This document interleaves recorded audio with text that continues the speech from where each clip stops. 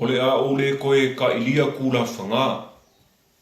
Pe koe la lafo foe le savili. Wa o leo wa ka oko le au pe au. Wa lango le fo ilo sao e fola wai le vakele. O pa ia la mamalu o ngi aso. Leo wa mae au ma e kofi. Pe a le koe o ieiso leo. Ngau ngau wha kulo waku. Kulo lava i o sa mau whainga.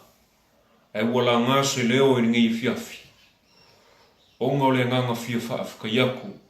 O le ka le singei. I le susua le sunga i le whawhengainga ma le wharitua. E meise kula ngā ko ese. Ma le pa ia la silasi le ka le sia. O le ngi aso ma le wha moe moe. O leo wa mako wo mai. O le mafu anga o le mako wo mai ngi aso. E leo seisi lagu mea.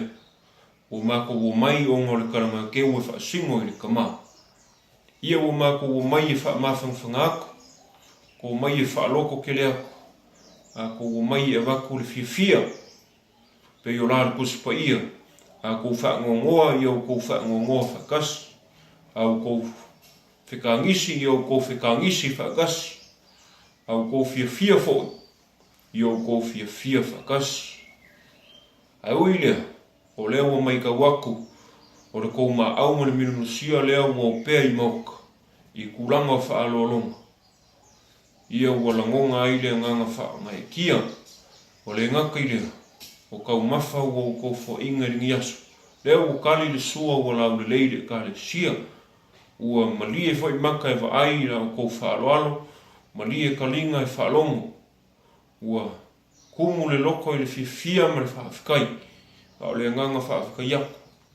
I lau kou wha aloalo. Wha awhikai wha malo. Wha awhikai mangaku i lea kua manu ngā luenga. Wha malo. Whai mea lelei. Ia ua malie maka wa ai la kou wha aloalo le kou keu wha kamali i ma le keu wha kuku. Ia i leise manguia o ia i ma kou e kau ia kuai. A o lea ma kou ki kakalo i lea kua pule ki kele o le au manguia. Ia koe wha kukumu ia ki o kou i mea o wha ngau ngau inga. O ngorangi ia so man wha moe moe.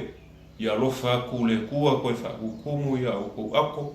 I se lengi o kou e sea.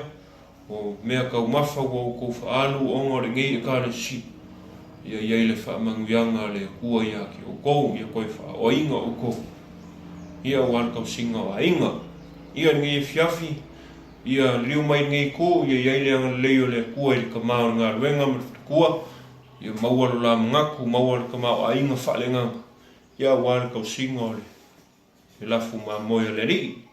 O le fo i le kua i kulanga kofi ese o le ka le sia. Ia maua so la kou mangaku, o wale kua malanga ngā luenga. Ia le ngai ku, ka kou ainga. Ia ngali iaku le kua i kiu ke mawhaiva i ngā luenga foi. Ia ilanga wha manguianga ia o ko uma. Ia manguia, ia le whaiva ai i so si kiu ke mawhaiva.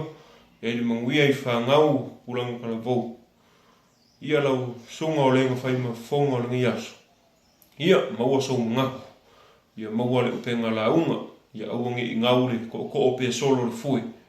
Ia maua pea le upenga la unga wale kau singa o ainga. Ngei fiafi sau se kaimi ka ku kauma vai. Ku wama le fua maka kala le fili li. Ia mai rua ko kusa le kua ska ku manguia. E ka ku mawai ngei fiafi i le mawainga Yesu maunga so. Mai ia o kou whero whangi. Ia wai loa le laulangi umo so mungi o kou.